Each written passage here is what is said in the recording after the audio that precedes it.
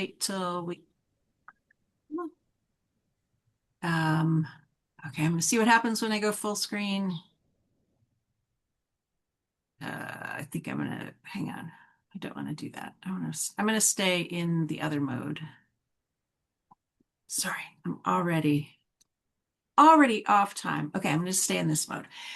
So the lightning talk today, keeping an eye on the time, is on Talking Talks It To Me, LORPing with Chatbots as a minor.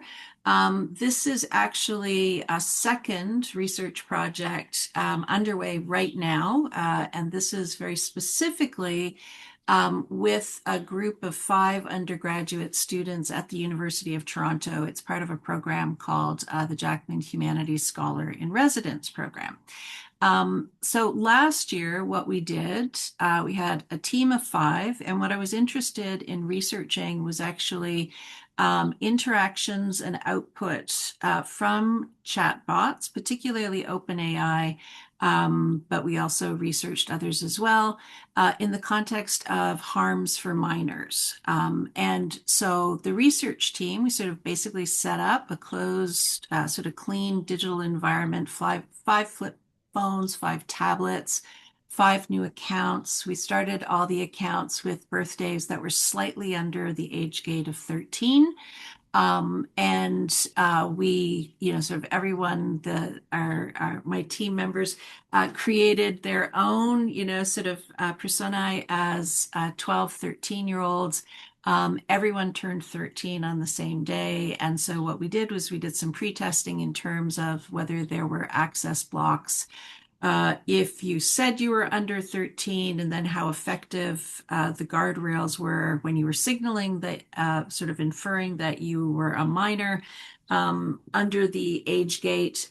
And that sort of broad project goals were really around examining what was termed high-risk anthropomorphic design.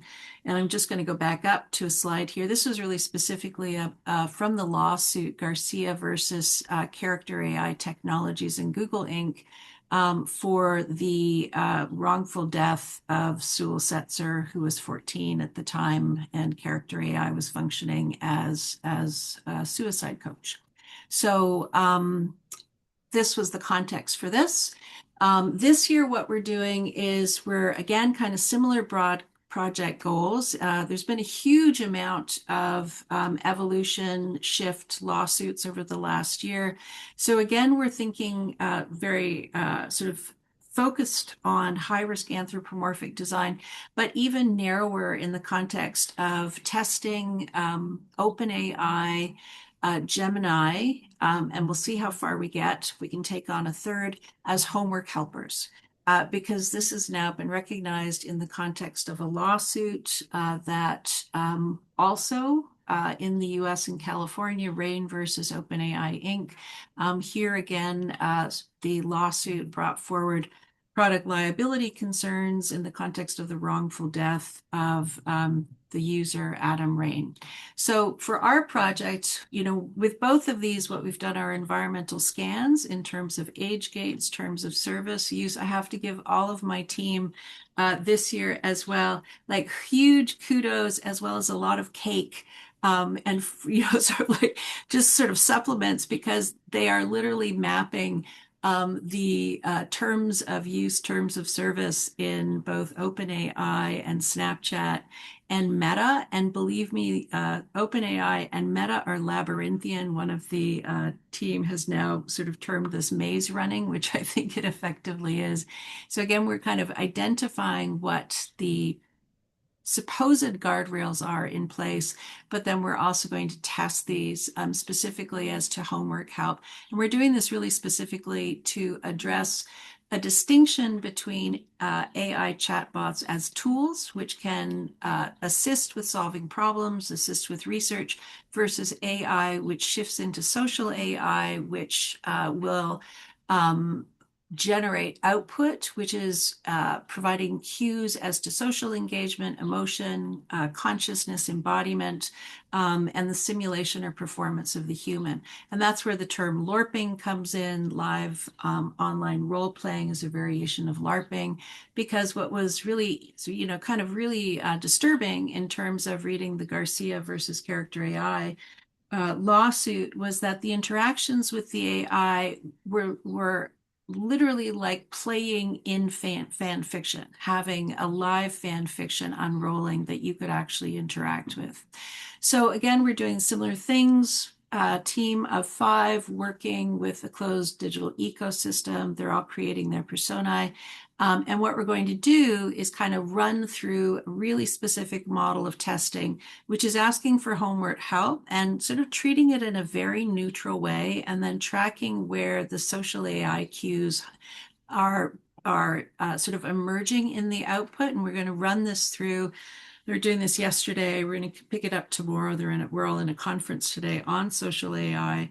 But basically then introduce elements of frustration in the user, sort of saying, I don't understand this. Can you explain it again? I don't understand it. This is so stupid. I don't understand it. You're a stupid program. I hate, like, something that someone at 12 or 13 might generate, and then see if the response changes. So we're very much in testing mode.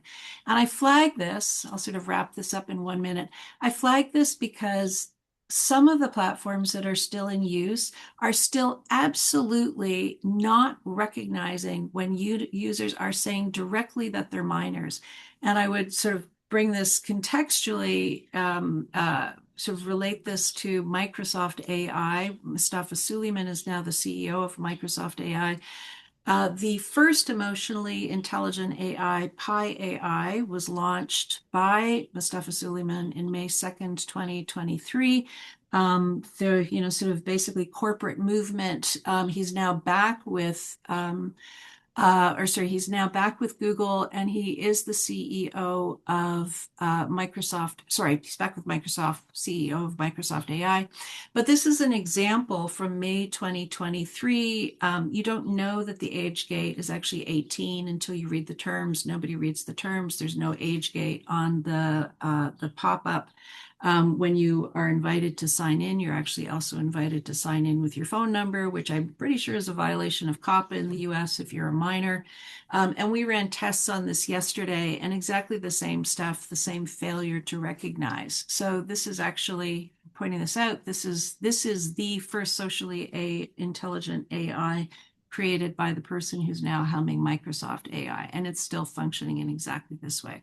So for context 2, Common Sense Media has been releasing a number of really important reports, as have other organizations and watchdog sort of not-for-profits, on the problems with social AI companions for minors. And I sort of offer this very blunt warning or caution or regulatory push from Common Sense Media that basically companion AI, social AI, should not be used by under 18s. So that's exactly what we're examining in the context of our study, and we will have results at the end of the month that I'm looking forward to sharing. So thank you. Wrapping it up there. Great. Thank you so much, Siobhan. We will hold questions for the togetherness after both lightning talks. So we'll have a bigger discussion once Dina has presented her session. I'm going to stop the recording so that I can